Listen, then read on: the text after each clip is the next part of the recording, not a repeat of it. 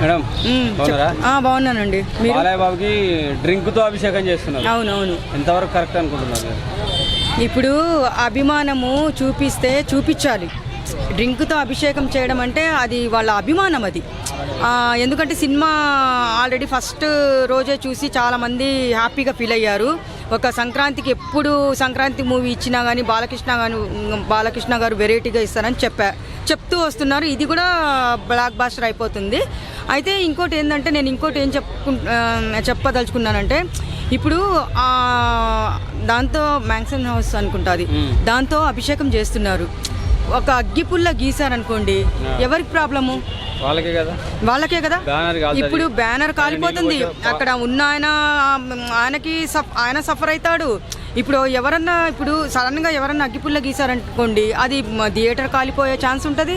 మళ్ళీ అది బ్యానర్ కాలడమే కాదు, ఆయన చనిపోవడమే కాదు, థియేటర్ కూడా కాలొచ్చు కదా. ఎందుకు ఇవన్నీ అవసరమా చెప్పండి? అభిమానం ఉంటే ఫ్యామిలీస్ ఉంటాయి, మరి ఉంటే అభిమానము చూపించుకోమని చెప్పండి, కానీ ఇంత డేర్ చేయొద్దు అని చెప్పి చెప్తున్నా నేను. పాలాభిషేకం చేయండి, ఎవరొద్దన్నారు? పాలాభిషేకం చేస్తే ఎవరొద్దంటున్నారు? ఇది ఇప్పుడు అది వైన్, అది ఇప్పుడు అగ్గిపుల్ల గీస్తే వెంటనే అంటుకుంటది కదా. మరి కావాలని వేసే వాళ్ళు కూడా ఉన్నారు. ఇప్పుడు మీకు తెలియదు ఏముంది, కావాలని చిచ్చు పెట్టే వాళ్ళు, మా సినిమా హిట్ కాలేదు, ఈ సినిమా హిట్ అయినా చిచ్చు పెట్టే వాళ్ళు కూడా ఉంటారు కదా. మరి వాళ్ళని పట్టుకోగలమా మనం? లేదు కదా. మరి అలాంటప్పుడు ఇవన్నీ ఎందుకు అంత డేర్ తీసుకొని వీళ్ళు ప్రాణాల మీదకి తెచ్చుకుంటున్నారో నాకు అర్థం కావట్లేదు. ఇప్పుడు సినిమా హిట్ అయిన ఆనందంలో ఉన్నారు అందరూ. ఆనందంలో ఉండండి, మేము వద్దడం లేదు. పాలతో అభిషేకం చేయండి. ఇది వెరైటీగా ఏంటి వైన్తో అభిషేకం చేయడము? అక్కడ థియేటర్ ఉంది పక్కన, ఆయన కట్అవుట్ కాదు, థియేటర్ కాదు, మనుషులు కాదు, అందరికీ ప్రమాదమే నన్ను అడిగితే.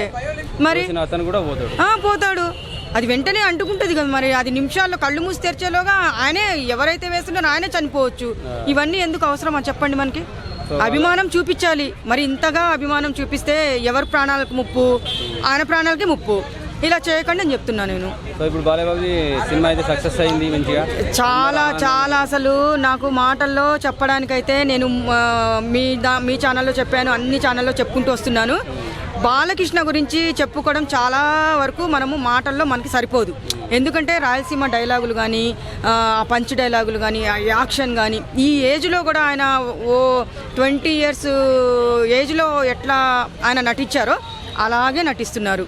అది మంటల్లో ఆ గొడ్డలి ఎర్రగా అయిపోయి ఆ సిగరెట్ వెలిగిస్తారు చూడండి, అది హైలైట్ బాగా.